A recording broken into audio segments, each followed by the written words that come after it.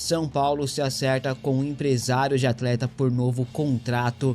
Mídia europeia se rende ao tricolor de Hernan Crespo. Revolucionou, hein? Ídolo esculacha estrangeiros do atual elenco. Volante agrada ao Crespo, mas pede para ir embora. Isso mesmo. Substituto de Oscar, meia oferecido ao São Paulo e agrada diretor executivo. Tudo isso e muito mais. Fala, nação! A Foot Fanatics é uma loja completa de camisas e artigos do São Paulo. E agora é parceira oficial do canal Família Tricolor News. No site você encontra os últimos lançamentos, camisas históricas, agasalhos, bonés, garrafas e tudo que um verdadeiro São Paulino precisa para mostrar orgulho de ser tricolor. Não perca mais tempo em adquirir produtos de qualidade e ainda ajudar o seu time do coração. Clique agora no link abaixo ou aponte a câmera do seu celular para o QR Code ao lado e mostre o seu amor pelo maior clube do Brasil. Mas então, Crespo, velho. O que ele fez para mudar para mudar tanto assim? Não é nem só em termos de resultado, mas de como o time vem jogando. Eu falei aqui ontem, o gol do São Paulo contra o Juventude, para mim, é o gol do campeonato. Tem um gol absurdo, assim, de troca de assinatura dele, né? Assinatura dele, impressionante. E aquele jogo foi muito bom, né, do São Paulo. Teve um lance agora no jogo contra o Fluminense. Cara, é o gol mais bonito do São Paulo nos últimos 5 anos, assim. O time melhorou muito com ele, e eu acho que isso desmente algumas teses, até dos meus grandes amigos, o Arnaldo e Tironi, por exemplo, principalmente o Arnaldo, de que o elenco não tinha teto para mais, né? Quem falava isso bastante era o Vitor Birner também. Então, isso... E teve uma discussão famosa dele com o Rodrigo Bueno. Os caras defendiam... Falando que o Mirassol era melhor que o São Paulo. Então. Grande Birner, também gosto muito dele. Mas não era. Então eu acho que, assim, ele conseguiu potencializar um time que tem bons jogadores. Não é um elenco excepcional. Não é, fato que não. Tem problemas, tem lacunas. Lateral direito é uma lacuna, por exemplo. Cara, o que o Crespo fez no São Paulo, eu acho que é a mesma coisa que você... Acho que você ia mudar um pouco dessa brincadeira que você fez, que o Sormani fez lá. Mesma coisa, cara. Eu vejo muito potencial ali. Não, tem bons jogadores. Muito subaproveitado. E o Crespo mostrou isso no São Paulo. E aí você pega, assim, eu acho que tem 2 caras que são... 3, vou citar o Luciano também. Mas 3 caras que são chave nessa mudança do São Paulo. O Luciano, pelos fatores óbvios, né? Gols, assistências, a contribuição dele nesse sentido. Produção muito alta, jogando numa posição que é a dele, mais perto do gol. Eu acho que o Luciano é o melhor finalizador que o São Paulo tem, por exemplo. E muitas vezes ele jogava muito longe do gol. Exatamente. Isso atrapalhava muito o desenvolvimento dele. Mas eu acho que, além disso, 2 jogadores, e aí tem a ver com a característica do cara, o modelo e a leitura do técnico, né? Fazem muita diferença para essa nova fase do São Paulo. O Marcos Antônio e o Bobadilla. A dupla de meio campo hoje. O Marcos tem uma capacidade de saída de jogo incrível, como primeiro volante, que ele tá jogando assim, com o Zubeldia, com o Crespo, né? E aí ia ter um pouquinho de mérito do Zubeldia. O Zubeldia deu minutos para ele nesse ano, ele foi titular em vários jogos com o Zubeldia. Muito por uma necessidade, mas foi, então não tira o mérito do cara mesmo assim. Então acho que o Marcos é uma peça-chave na mudança do time. E o Bobadilla no sentido da ideia do jogo. Qual é a ideia do Crespo? O Crespo gosta muito de times que fazem perseguições muito longas quando vão marcar. Cada um pega o seu. Isso é muito comum no futebol sul-americano, principalmente, né? E ele é um técnico que gosta muito de trabalhar desse jeito. E para você trabalhar desse jeito, você precisa ter jogadores que tenham, assim, a caixa, né? No físico, para percorrer longas distâncias. O cara sai daqui, vai para lá, vai para outro lado e tal. E o Bobadilla faz muito bem isso. E essa era uma característica que ninguém tinha observado no Bobadilla desde que ele chegou no São Paulo. Ele chegou lá no ano passado, vindo do Cerro, né? Até o Palmeiras quis ele e tudo mais, jogou contra o Palmeiras, ou no ano retrasado ele chegou. No Palmeiras. E aí muita gente olhou, um meio-campista, um segundo volante, beleza. E ele ficou lá no elenco, jogava muito raramente, e o Crespo enxergou nele essa possibilidade. E tanto que ele é titular pela primeira vez no jogo contra o Bragantino, eu tava em Bragança trabalhando nesse dia, e assim, quando saiu a escalação, eu falei, o Alisson deve ter sentido alguma coisa, né? A dupla é Alisson e Marcos Antônio. Bobadilla, titular, não tá bem, não faz um bom ano, não faz sentido ele ser titular. E aí depois, observando os jogos, o modelo, aquilo que ele quer, você fala, cara, faz muito sentido o Bobadilla ser titular. E ele vai ser, assim, não sei se até o fim do ano, mas pelo menos nesses próximos jogos ele vai ser. Porque na ideia do treinador ele encaixa muito bem. Então o que é isso? É o cara que, obviamente, chega com a ideia, o modelo dele, mas ele olha pro elenco e vê, esse cara aqui pode potencializar meu modelo. Ele pode ser um cara chave na minha ideia de jogo. E o Alisson já é um cara que não tem caixa para fazer esse encaixe de marcar longe, de sair do meio campo e ir lá na lateral e na outra lateral. Ele não tem esse físico. Ele é um jogador que tem outras características, outras qualidades. E o Bobadilla encaixou muito bem nisso. Então, acho que esses dois, né, a dupla de volantes, mais o Luciano, são os principais pilares do time, da mudança e do trabalho do Crespo também.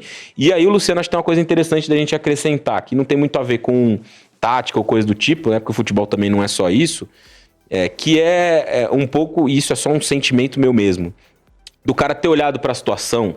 Quando o São Paulo volta da parada da Copa do Mundo de Clubes, joga com o Flamengo lá, toma aquele vareio no Maracanã, e ele não jogou aquele jogo que ele tava, para variar, suspenso. Ele olhou para aquela situação e, cara, o Lucas tá fora, o Oscar tá mais para lá do que para cá, o Caleri tá fora, alguém vai ter que assumir essa parada aqui. Vai ter que ser eu. E foi o que ele fez. Desde então foram 3 assistências e 3 gols em 4 jogos, né? 4 jogos, Bragantino e as 3 vitórias. Então é um cara também que acho que sim, pessoalmente ele olhou pro cenário e falou, velho, vai ter que ser comigo, senão fudeu. Se eu não abraçar isso aqui e puxar tecnicamente, liderar tecnicamente o time, não vai rolar. Eu acho que esse foi o grande mérito do Luciano especificamente nessa retomada, né? Dele assumir uma parada diferente. Cara, eu só tenho, como torcedor, eu só tenho um ídolo no São Paulo. Quem? Rogério, só. Sério, cara?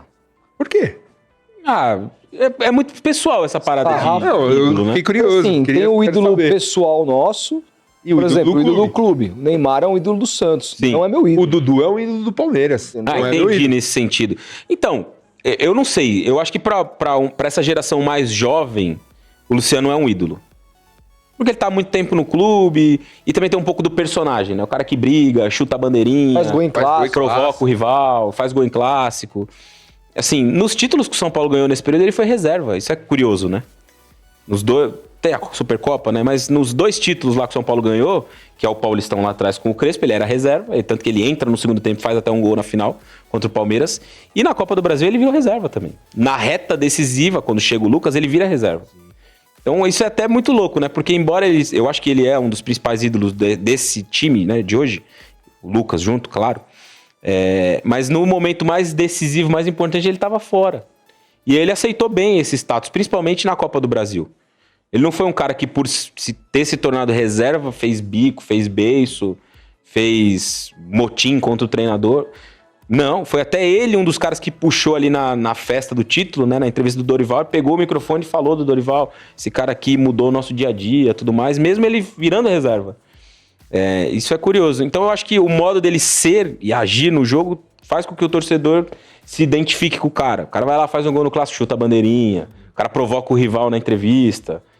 Quando o São Paulo eliminou o Palmeiras lá, ele provocou também no Allianz e tal. Então acho que isso faz com que o torcedor crie uma idolatria. Não é meu ídolo, assim, como torcedor, eu só tenho um, mas eu entendo quem tem ele como ídolo. E o Lucas, por ser um cara de muito tempo, voltou, foi importante no título, eu acho que também tem uma idolatria. Eu acho que desse elenco que o São Paulo tem hoje, acho que eles dois, pra uns o Arboleda, acho que o Arboleda ficou um pouco queimado com a história da camisa do Palmeiras, pra muita gente, né? Embora em campo ele... Grande Alviverde.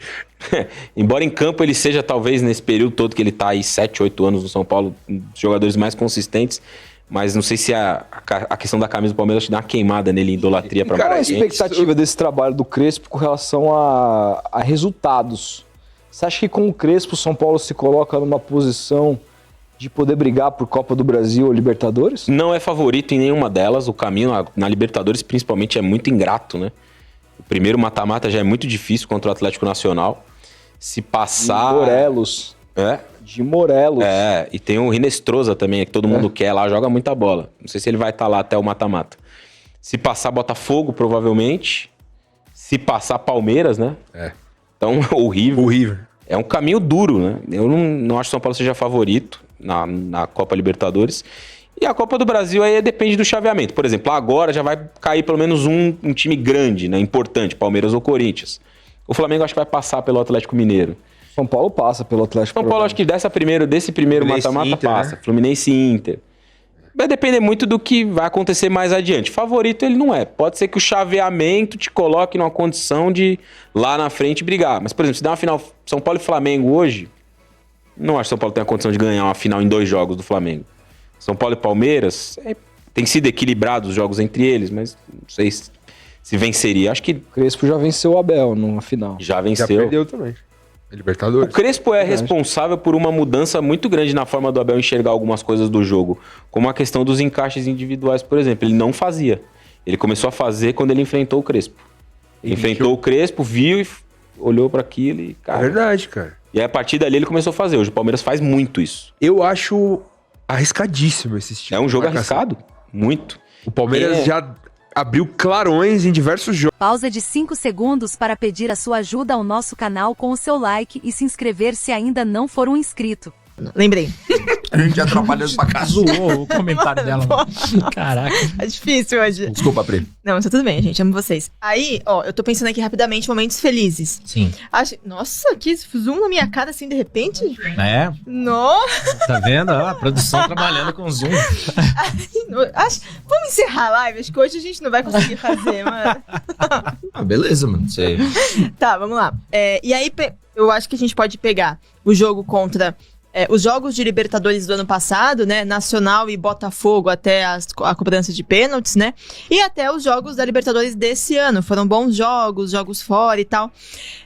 Bons jogos não, resultados legais. Mas se você parar pra pensar nesse sentido que você tá falando, nenhum desses jogos foi um negócio que você falou, eita, vai dar pra brigar por título, hein? Tá jogando muito. Né?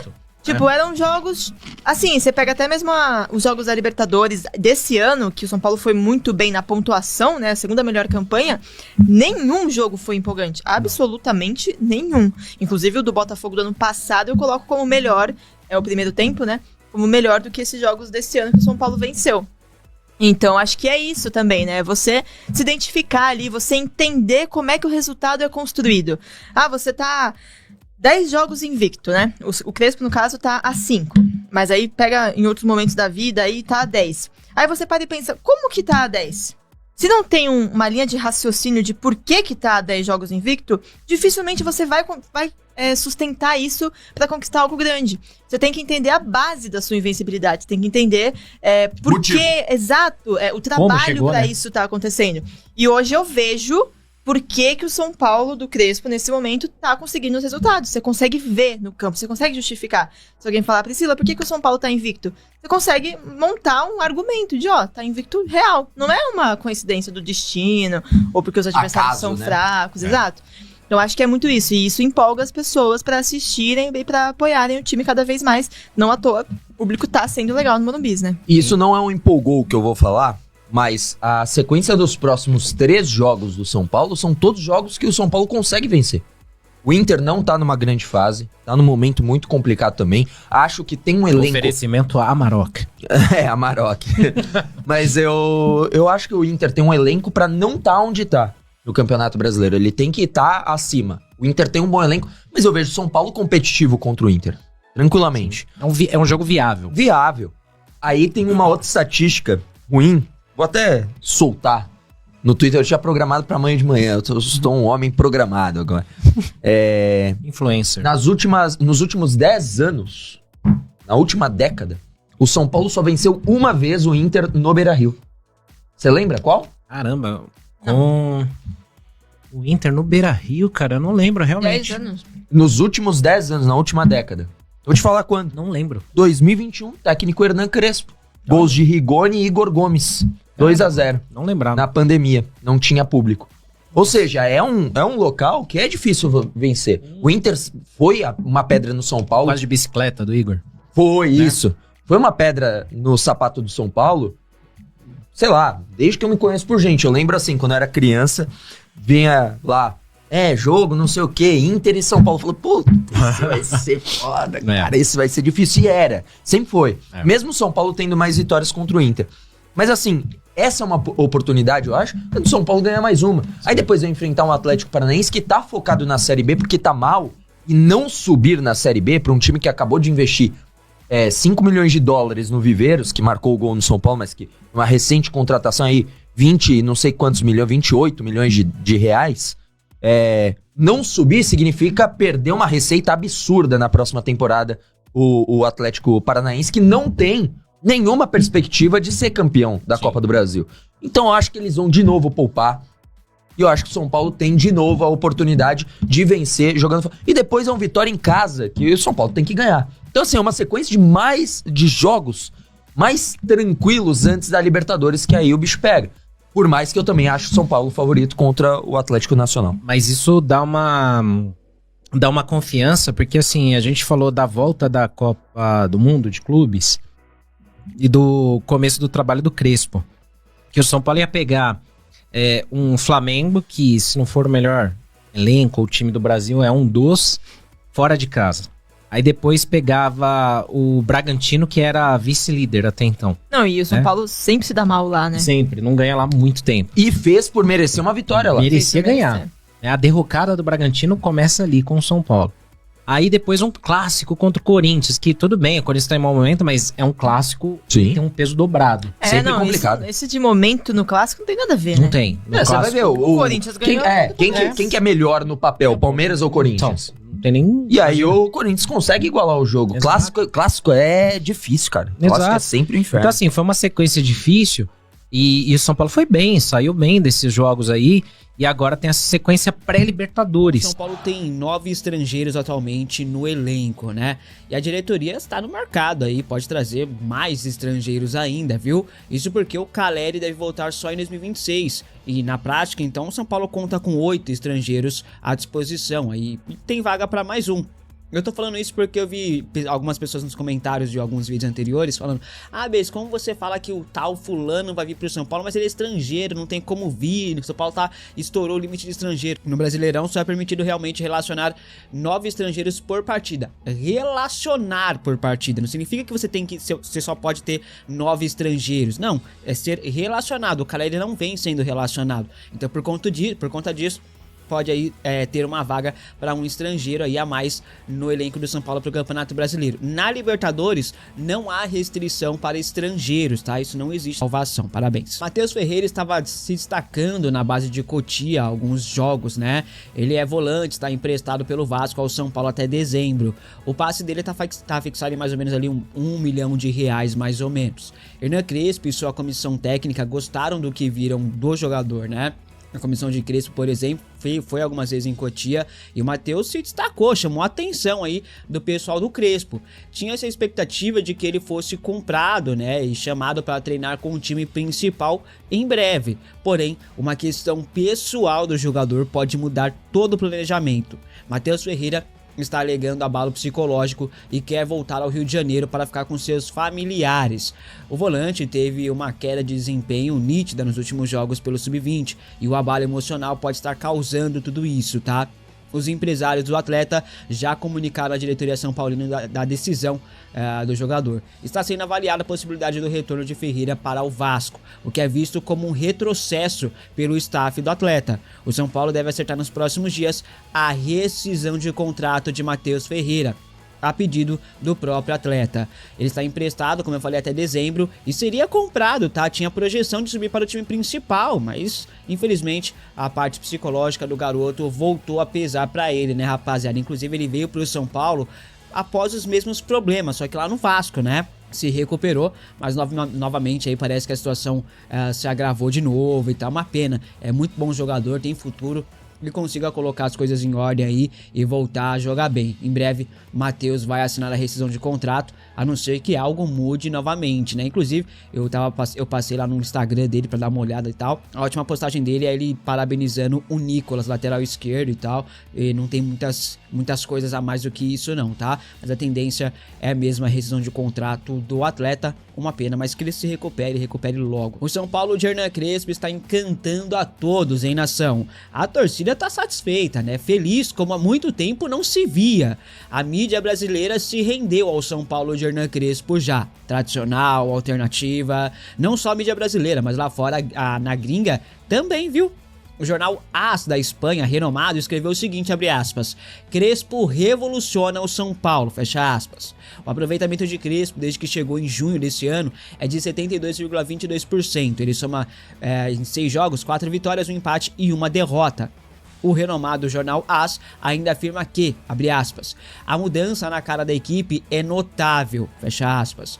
O São Paulo não é um Real Madrid, não é um Manchester City hoje, né? Muito pelo contrário, mas teve sim uma melhora significativa com a chegada de Hernan Crespo. o time joga melhor, o time cria, tem padrão de jogo, movimentação, objetividade, triangulação. É um time hoje bem treinado. Isso agora, né? Vamos ver mais pra frente, analisar com mais calma ali o todo. Mas como torcedor, estou gostando bastante ali do que tô vendo do time de Hernan Crespo. É bom deixar bem claro que o São Paulo não vai jogar bem sempre, todos os jogos. Se ganhar, não é o melhor time do mundo, e se perder também não é o pior time do mundo. O problema é como perde e a sequência, né, de como o time joga. Vamos aguardar e ver o que o Crespo vai colocar pra nós aí na operação. Segundo informações de Alexandre Zanqueta, Lucas tem chance de retornar nos próximos dias, tá? Mais precisamente no jogo de sábado que vem, dia 9, contra o Vitória no estádio do Morumbi pelo Brasileirão. Se confirmado, Lucas iniciará no banco de reservas, podendo entrar para ganhar minutos, né? Mas o clube trabalha muito forte para que o Lucas esteja à disposição na partida contra o Atlético Nacional. Partida essa que acontecerá no dia 12, fora de casa. Jogo válido pela ida das oitavas de final da Libertadores, tá? Bom, a volta de Lucas traz um ganho técnico gigantesco ao São Paulo. Vamos torcer para que ele volte muito bem, né? E que as lesões vão para bem longe dele, porque a gente precisa muito do Lucas Moura bem fisicamente. Parece novela e realmente está se tornando uma grande novela. Mas a situação de Alan Franco teve uma nova e ótima atualização. Segundo o Globoesporte.com, o São Paulo resolveu as pendências com os empresários de Alan. Bom, com isso o tricolor se aproxima ainda mais da renovação de contrato. Isso eu falei na semana passada, antes do GE trazer ontem a informação. A novidade então fica por conta de quando o acordo acontecerá. Estamos esperando há um bom tempo já. De acordo com o GE, Alan Franco deve acertar a renovação de contrato com o São Paulo na próxima semana. Alan assinará um contrato novo de 3 anos com o clube do Morumbi.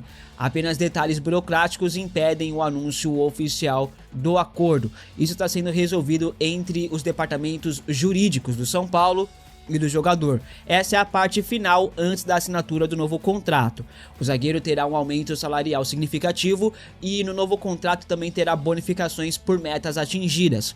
Finalmente, o acordo vai acontecer, né, e tem de ser anunciado na semana que vem. Alan Franco sempre deixou bem claro que desejava ficar no São Paulo, né?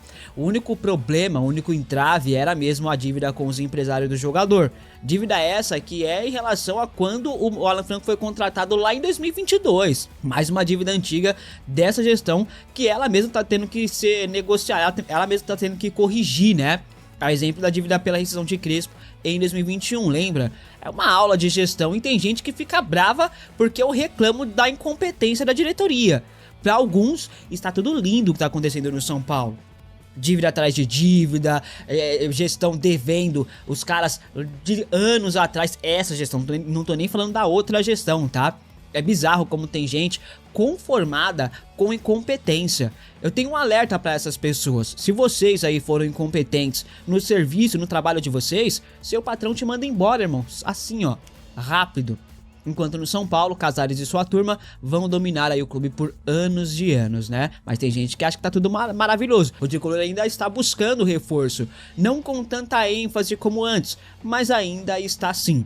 Até porque o Oscar tá lesionado, né? Com o Rodriguinho jogando muita bola, ainda tem que ter mais um jogador ainda para o meio de campo, mais um meia. Porque o Alisson, né, não é a função do Alisson ficar fazendo a meia, a armação, né? Bom, a diretoria tá de olho e já monitora alguns nomes. Inclusive, tem um que pode ganhar força nos próximos dias.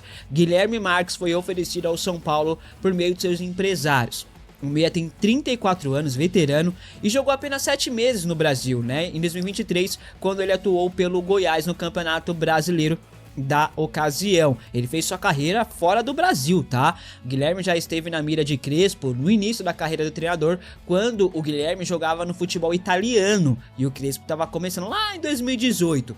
O atleta é meia canhoto, joga como armador, segundo volante e também como ponta direita.